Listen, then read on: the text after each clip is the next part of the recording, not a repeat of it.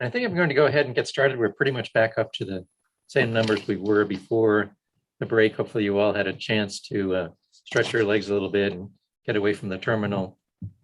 And we would like to continue now. And as we go forward, one of the things that we thought about in the coalition is what can we do on the various campuses? And we've heard a little bit about that in our last session.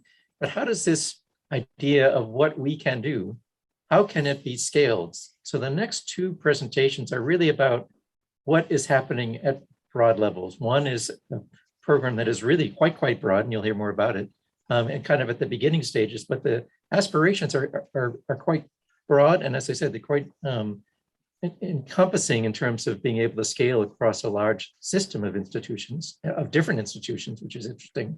And then the second presentation is more about a program that's been in existence for quite a while, which is really well established, but across the entire institution and making an impact across the entire institution. The first one is by the University of Maine, and I've already introduced John Bolin a little bit. So I'm going to turn it over to him, let him introduce the program, the project, and then launch into the presentation. That's great. Thank you, Keith, and good to see you all again. I'm going to share my screen here. Hopefully you can all see that. Can everyone see that? Yep. Yes. Okay, Yep. Great, thank you. So I'm really happy to share this. Did that just go off? No, right? My screen just changed. All right. So really happy to share our, the work that we're. Lost presentation view, so. Yeah.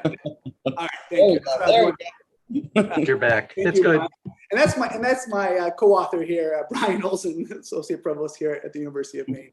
And so I'm really excited to share this with you. This is, as Keith was saying, work that is fairly new, but we have really dove into this. And as you can see here, it's our title is across 4 years and 7 universities. And so last year, not quite a year ago, last October, the University of Maine system received a $240 million gift from the Harold L. Foundation.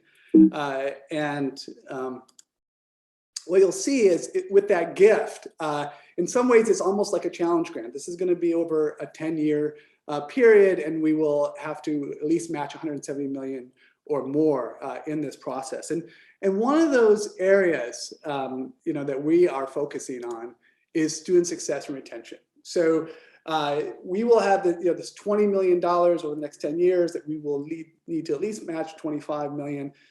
We are hoping to absolutely do much better than that on the match as we move forward. And what's unique about this gift, so it's in the top 10 gifts of all time to public universities. So it is, I think, fairly unprecedented. But the match side is unique because it's not just with private funds. Yes, with private philanthropy, that would go toward the match. It could work with certain research grants, depending on how the research grants are written. It can be new funding from the state, not just existing funding, not just a reallocation of funding. And so it really opens up the door for us to be able to kind of, be really diverse in our approach here. And so when I talk about the scaling here, across, we're really talking about scaling across all years for our students. In this case, you can see from our first year through the senior years, and at the same time, scaling across 7 universities. And these 7 universities are part of a system, but they're each unique. So University of Maine is the land grant, sea and space grant university. It's the only comprehensive research university in the state. And all the way to smaller universities that their missions may be more on undergraduate, focus on undergraduate and professional education.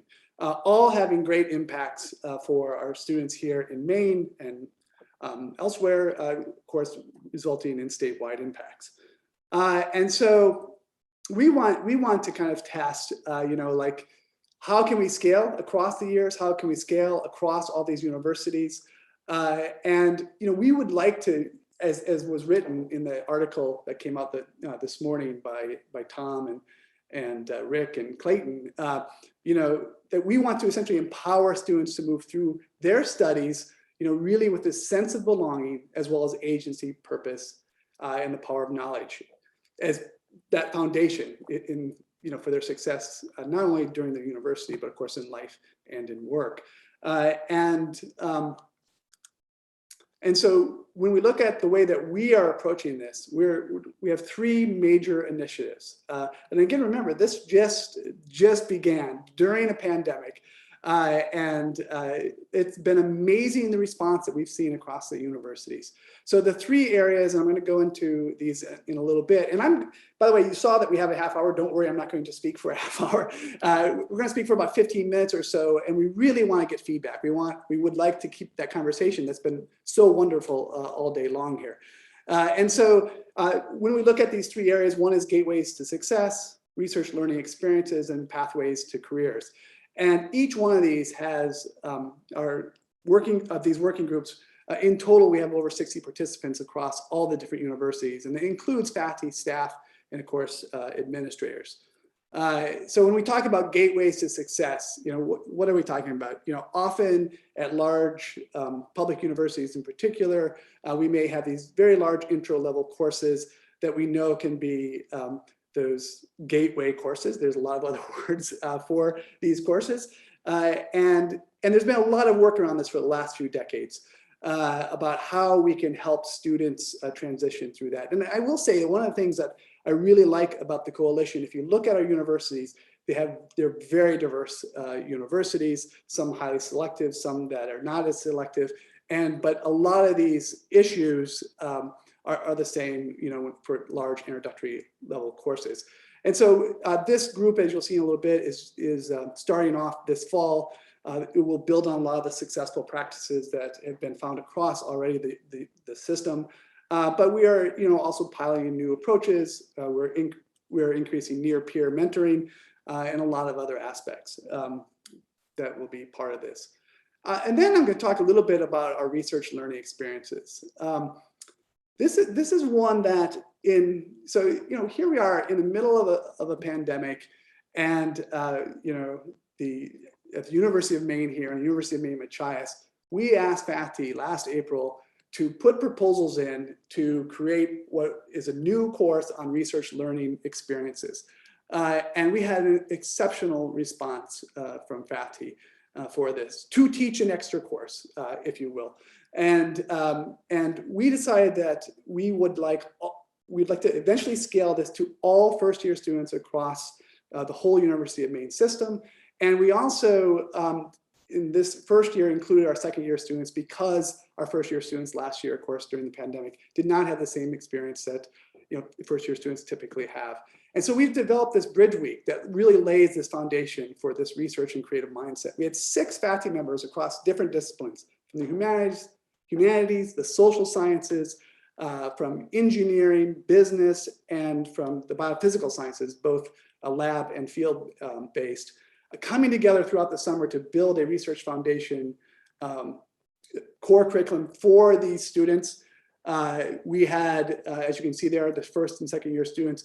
They would actually, in this first semester, start becoming producers of knowledge and not just consumers of knowledge. So we all know that most universities, students by their junior and senior year, they start having these kind of experiences. Our sense is how can we get them involved earlier, make those connections to faculty earlier? And the Bridge Week, a big part of that is to help develop that sense of belonging, that sense of community. We had over 30 courses that are currently underway right now. So they form cohorts during that week. And then they've gone into a series of courses that start getting at research design, as you can see here, creation, authentic problem solving that they are working on right now. And I think, and then the last one is the pathways to careers. And so the research learning experiences, you'll see in a little bit, connect from that first year up through that junior to senior year, where we start getting our students, more connected to internships, co-ops, practicums. But they're able to do it at an earlier stage because of these earlier connections. That is one of our hopes. And here's that succession where we have gateways to success in that first year, the RLE starting right away and connecting all the way through to pathways to careers. a key component of this is it's not just academic affairs, right? We have worked very closely all summer with residential life and student affairs, career services, economic development have all been part of this work. And I will say it's pretty phenomenal. We had over 10% of the entering class in these classes right now, which, you know, essentially the proposals went out in April, the website went up in May, and they were able to start, you know, registering for classes in June. So it's an incredible undertaking by faculty and staff here at the University of Maine system.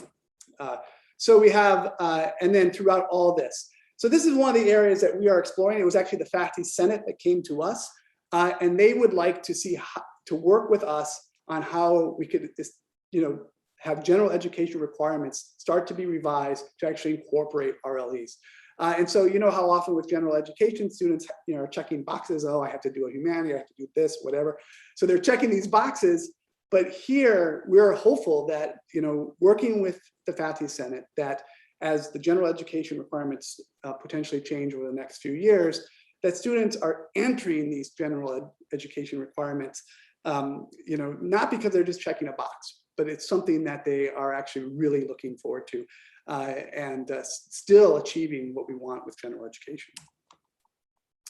Of course, all of this, you know, we need to assess, and this is some of the work that we are working on right now. We are piloting, as you saw, the RLE at 2 of the universities. We will be scaling up to more universities next year. At each one of these steps, assessment is going to be a key and revision. So this just gives a timeline. There's a lot here, but RLE is all right here. So this kind of yellow, as you can see, I already spoke about the timeline that we have here. And but one of the key areas is this kind of green color that you see, and that's going to be our assessment. We have already done pre-surveys with our students, both in control groups and not, and we're working on post-surveys right at the end of that bridge week, and we will continue to assess as we move on. And so, and then, you know, as you can see down here, this is Gateways to Success and Pathways to Careers. This is that multi-campus working groups are coming together now as we speak. And so, and their timeline will be just slightly behind the RLE. So this gives a little bit more on our assessment. So each initiative is, you know, it's going to be data informed here. So each working group, you have this formation and visioning and planning. And, you know, so we could follow these arrows, but of course the arrows go back and forth truly. And so here's the cataloging and sharing of our current practices across the system, best practices from groups like the Coalition here and others in the literature, and all coming together to essentially make these working group drafts recommendations for the system-wide implementation. As I said, all this will be implemented with a data-driven best practices across the whole system. And our assessments will go on for, you know, in 0, 5, 10-year intervals, as you can see here. And this is, I mean, this is one of the key areas that we want to study, right? Is we want to look at student disposition, that the agency identity, the beliefs and the attitudes, and look at some of those skills, the cognitive gains, the problem solving, the communication and synthesis.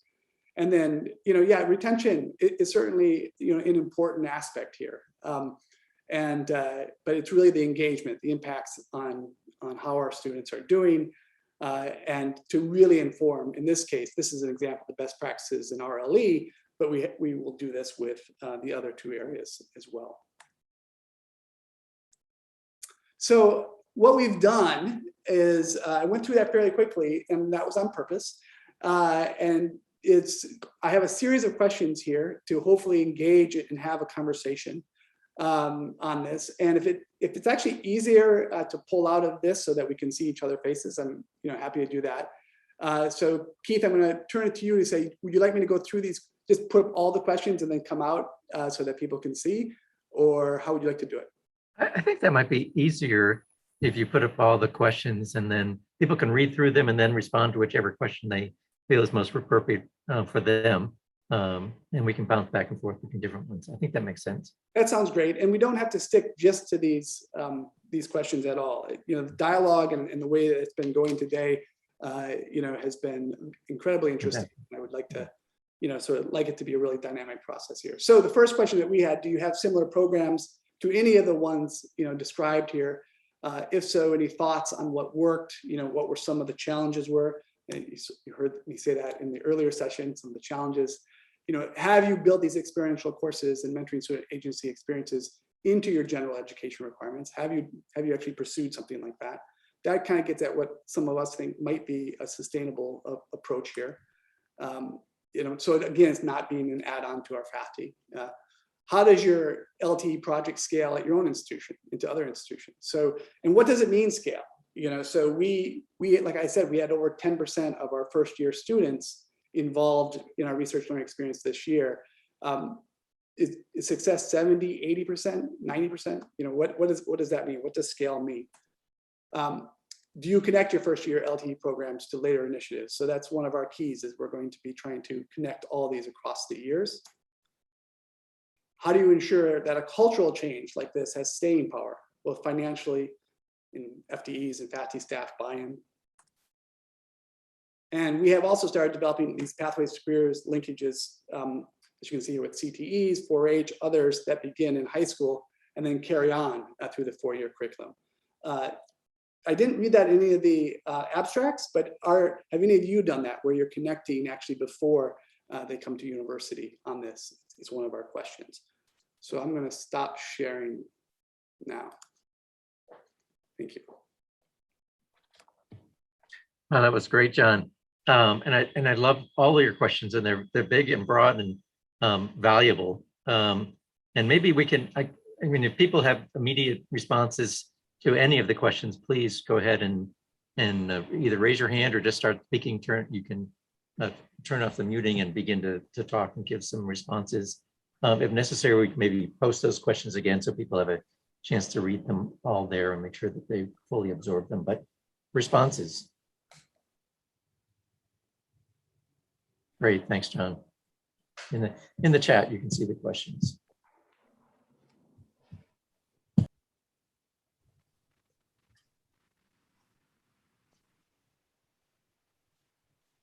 Michael. So building on the foundation that you put in place, John, I think it's fair to say that we have always really thought about institutional change. And so, continuing on that, the creation of the LTE speaker series, where we're inviting in faculty and staff who are already deeply engaged in this space. The Cultivate conference, where we brought in a really good number of our folks across the campus to start talking about what a cultural change looks like, talking about all of the great experiential service learning opportunities we already have, but what does it mean to actually lay a template of LTE over the top of them? How does that begin to change conversations, create synergies, create collaborations, interdiscipline, all of those. I would say, really thinking at the institutional level, once again, as you know, we're having a big conversation about our general education structure. And we're just in the midst of starting to think about how we vote on that, and think about how we get past that next hurdle, to think about how we implement it. And so we thought one of the ways we could most impact, and I'll talk about this more deeply tomorrow, but creating a set of guiding principles for all the academic units and institutions and centers to start to think about what that means to look at coursework, experiential learning connected to coursework, service learning, what that looks like if you create that, revise that through LTE framework with a very specialized DEI lens. And so although we're still in the midst of putting those principles down, and I think it's a pretty structured process to involve as many people as possible, we're hoping to embed those at the unit level, for CNC committees to work with, for GEOT committees to work through. And we're hoping that, I don't want to say at the ground level, but I'll say at the level where faculty and students and staff meet on a daily basis, to really embed some concrete cultural shifts, tectonic shifts at that level, we hope will begin to bubble up through the system, and that it'll simply be the way we talk and think about, the work that we do moving forward. It's a time-consuming thing, we're quite sure, but I think we're just pushing forward on really thinking about the institutional level with the work that we do, which is certainly where you began our process. Thanks, Michael. Yeah, I think that's great, Michael. And when we've talked obviously a lot about cultural change as well in this process, especially with the scaling up part of it, because we have this tension between trying to make sure that there's a common thread among all the different efforts, whether it's multiple departments within a given university or whether it's across multiple campuses. So what are the things that we're going to agree on as a group that are the things we're trying to accomplish together? And also, what are the things that we can only accomplish with a network that's larger than an individual unit? So actually trying to articulate and define those particular things. And then where is the leniency? Where are the realms where a particular department or a college or a university can put their own spin on it, where they say, no, this is how it's going to, or how we think it might work best here, and allowing that leniency, because people are also putting themselves into their own vision of it when they do that. And so that's a really important part of it. But there is this tension between, if we go too far in we're doing it all the same, then it becomes a very top-down process and the cultural change doesn't work. But if we go too far in terms of it can be different, however it works for you kind of scenario, then we end up with a hodgepodge of things that we're not actually learning about a rollout. We're learning about 7 or 14 or 24 different programs that are all doing different things. And so that's been a conversation that we've been having a ton. And I think that there are parallels between what we're doing at multiple universities and what a lot of folks have already done between multiple cultural nexuses within a given campus. So if folks have other thoughts about how you played that trade-off between imbuing a given group with their own agency, but also making sure that there's a through tie across the groups, that's something I would definitely love to hear more on.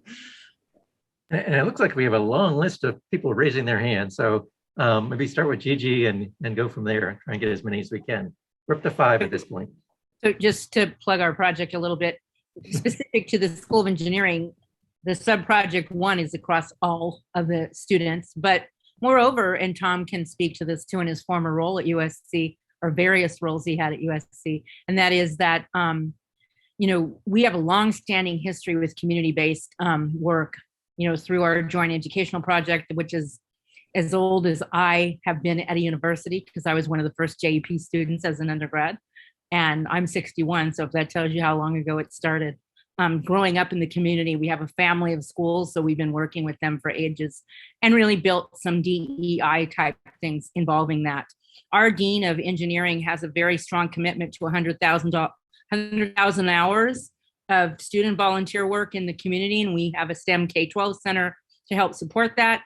And on top of it, more recently, we've had several donors doing some heavy lifting and funding projects that will reach out to the community and focus on, the coalitions type work, which is really kind of cool. I mean, they just have come to the table, looked at some of our websites and said, and they're not even all our alum, and just said, we want to help and they want to have others help. So I think what happens is you get some momentum going, and then they see it like showcased in one way or another, and they want to be helpful. And so we've had some, industry sponsorships and things like that start to help. So that's why I think this group is so important, this notion of seed funding to kind of get projects going and then just expand and expand and expand.